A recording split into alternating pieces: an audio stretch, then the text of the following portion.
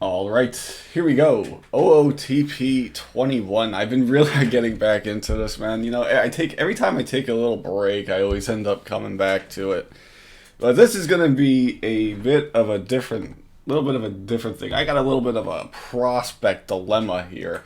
As you can see, it's July 29th, 2041. We're the Miami Marlins, 78 and 27. Quite a team that we've got here. I mean, we're going for our, 10th or ninth World Series in 11 years or something like that. I mean, I can just show you quickly. I mean, we've been on quite a nice run here. We're going for our second four-peat in 10 years. So that's interesting. But that's not the point here today.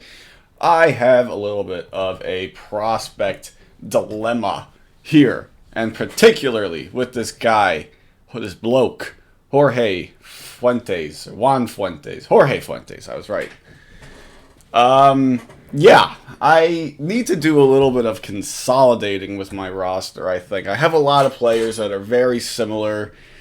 We have this guy Affleck, Delbridge, those two are very similar. Sanders is even very similar in that their profile as like a, platoon bat. We have these guys down here. Graben is similar to Fuentes, and probably needs playing time. I don't know if he's going to get it. We just have consolidated the roster a bit. I landed another top prospect here in Nate Fletcher by doing some consolidating. But that's what I need to do, is just consolidate this roster a little bit. And with that being said, you look at a prospect like Jorge Fuentes here, and you see him, you see his potential, you see his overall, he's already a 50, he's a potential 70, he's a center fielder, a good defensive center fielder, he can run, and you're like, why would you want to trade this guy? This guy should be a stud for the next 10 plus years. The thing is, I don't know, I think the game places a little bit too much into this overall and potential ratings, into the speed, stealing, and base running categories. Because if you look at these hitting ratings, right, you have 60s. This is a good player. This is a good profile. I'm not saying it's not a good profile, but they're just 60s out of 80, by the way. And his eye discipline, which is arguably just as important or more important than some of these other categories, is only a 45. And it's maxed out at a 45. So, in my thinking, a player like this is just one or two regressions away, and who knows if that 60 even gets, that contact of potential 60 even gets there. You don't know that for a fact. But he's like one or two regressions away from being not so good of a hitter. But he'll still have a good overall rating because he's got good speed, stealing, base running. He's a good defensive outfielder, which is important. This should be a good player, but I don't know if he's, 70 potential player. I don't know if that's true or not. And to add another wrinkle to it, he's not good against left-handed pitching. And I know that it's not as important. When you're a left-handed hitter, you're facing right-handed pitching a lot more than lefties. But still, he's not a complete player. And even these hitting ratings, he looks like he's good to go. He's ready to go. But again, 50s across the board are nothing special. Those are readily available. You can find those in Power I and Avoid K. The contact and gap is good. But even then, if that wasn't a 65 and that was like a 55, it wouldn't look so great. So this is a type of player that I think I'm ready to cash in on. I think I'm ready to trade him. And it would be a controversial decision, but this is what the farm system's for. The farm system has bared a lot of fruit for us over the years here. I mean, just looking at our lineup here, Clark, Hinman, Castro, Spinner, Larson, Zavala, Miranda. Those were all players that came up through our minor league system. I mean, they didn't all get drafted by me, but they were all players that were acquired when they were minor leaguers or drafted. Castro is an IFA. Spinner we acquired. This is his rookie season. We acquired him when he was a minor leaguer. Same thing with Larson, Zavala, Miranda. We acquired him when he was young. So that's nine or sorry, 7 out of our 9 starters is that's the case. And on our bench here we have Thomas, another top prospect, who is another one similar we acquired as a minor leaguer. Same thing with Herrera. Same thing with Wilson. We acquired when they were minor leaguers. Our rotation is a lot more homegrown. La Follette we acquired when he was a minor leaguer. Chisley we acquired when he was a minor leaguer. Mazzarek we acquired when he was a minor leaguer. Wiley we acquired. You get the theme here. We acquire minor leaguers pretty well, and they'll end up doing the work for us. 1 second, guys. All right, we're back. So, but what I'm saying is, it's not like our team is built around trading for major leaguers, for trading prospects, because we love to acquire prospects. That's usually what I look for when I trade a player, is prospects. But in this instance, with Fuentes as a player, I think I'm ready to kind of give up on. And I'll kind of run through it for you. He was an international free agent signing in 2037. And immediately he was a top prospect. I mean, number 37, 33, 38, 29, 24, 16. It gets better. He was the number 7 prospect in baseball, the number 8 prospect in baseball. And then this year, he dropped to 29, he dropped to 48, and he dropped to 66. I don't know if that's a worrying trend or what, but he's not viewed as highly regarded as a prospect as he once was. So I don't know if that's a sign for the future that he might not be as good. But another thing that's interesting is he hasn't really hit well in the minors. And he's only 22. I kind of have pushed his development a little bit. I wanted to challenge him a little bit. So as soon as we signed him, I promoted him to the rookie league. But he might have been overmatched at these levels. But when you do this ratings relative to thing, like if you did that and it says like Florida State League, oh, he's an overall 75 there, so he should theoretically tear that league up. And that's what been the case. I didn't put him in the league where he looked like a ratings relative to like a 30. That's what I'm saying. So he should have theoretically have been doing well in that league. And he never really did. I mean, he was okay here, which earned him a late promotion to Double-A. And at Double-A, I switched my affiliates around. I expanded the league. So we have Charlotte is now in the league. So I didn't want my affiliate to be in Charlotte. So I moved Jacksonville up to my AAA team. That's what that is. In case you're confused by this here. But he did hit okay. I mean, he hit okay for the league.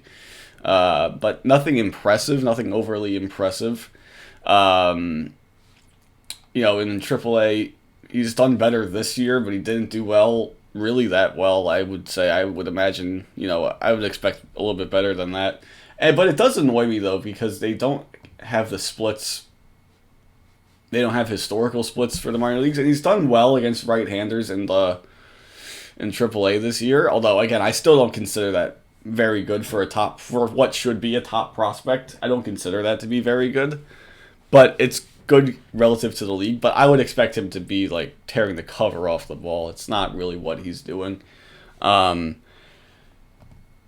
They don't have historical splits, which is annoying. And they don't have splits for Double-A and down, which is annoying to me. I don't know why they don't have that, but it would be nice to have it. When of trying to evaluate a player fully like this. We brought him up for a cameo this season, and he didn't do well at all, really. We had an outfielder that was struggling, and I wanted to just get him a look. So we started his clock on him as well, so it's not great. He did show some power, 3 homers, 1 triple. He had a triple in his first game, actually. He stole 5 bases. I was a little stupid with him. I was letting him go a lot. I had 6 caught stealings. Whatever. I wanted to see if he could run a little bit. I wanted to just get a good, see his overall game. He was okay. He was just okay. And, bad with the bat. Good, theoretically good defensively because I was keeping his WAR at a positive, or I guess 0. But yeah, I'm just not sure how to really evaluate a player like this. And this might be a prospect that it doesn't click for him until he's 25, until he's 26 even. We've had a prospect like that, La Follette here. who, he didn't really get it going. 24, 25, he was up and down still, not quite producing. He's 26 season. He still was just kind of okay. 27, he was still kind of okay, and then he was finally good now here at 28, and now at 29. He's one of our our workhorses in our rotation at this point. Finally, it's like it finally clicked for him, and we had the luxury of having it, being able to wait with a guy like La Follette because had at the time a lot better pitching. We could send guys up and down. We didn't really need to press it too much. But here, this is an everyday position. This is a position that, center field we're a team that's on a dynasty run. We're trying to win as many World Series as possible here. We're going for our four-peat. Do we want to have a lineup? And we do have a good lineup that we should be able to let him play through it. But at the same time, I'm just not, am I willing to give such a long leash to a player like this? I don't think I am. I don't want him to develop. I don't want to see him lose his prospect shine either, especially when I can cash in now and cash in for something quite nice. So that is what I'm going to do, I think. I'm not going to do this trade now just because I have a trade lined up. I do have a trade lined up. It's a big trade. I mean, this is a trade that would never happen at the deadline. This is one that I'm going to hopefully do in the off season. But you can see what it is here. We're giving away. This is a big trade. We are going to include La Follette in this deal as well. I know that I was just kind of singing his praises here, but he's going to be 30, or he is 30. He's kind of fulfilled his role for us. We have a lot of pitching ready to come up. I'm not too worried about it. Excuse me. And we're giving up just a reliever. A good reliever, but, he's not one of our main guys in the bullpen, to be quite honest. He's had a couple of weird years in a row here where, he's kind of underperformed his peripherals. He's been good in the past, but I'm not really worried about. I'm not going to lose sleep. Again, we have so many relievers. We have so many arms, and I can easily. Relievers are pretty easy to trade for, so I'm not too worried about it. But yes, so that's the big. These are the three that we're going to give up. We would give up and then Fuentes is the centerpiece, and I targeted the Seattle Mariners here because they're in a kind of a poor financial shape here. And this guy, Joe Crosby, is one of the best players in baseball. I mean, he is not really a center fielder. I would need him to play center field. I don't know if I would want him to play center field. And essentially, he's just a finished version of what we would hope Fuentes would become. Best case scenario, Fuentes would become Joe Crosby. So I would feel comfortable trading Fuentes for basically the still in prime version. Again, he's only 27. He'll be 28 next season. And he's been one of the best players in baseball. And more importantly, he's more of an everyday player. I would feel... again, I wouldn't love him to face lefties, but he's at least competent in that area. And he crushes right-handed pitching as well, which is... that is just whoa. I mean, that is a quite a profile right there. But I would feel comfortable with him facing left-handed pitching.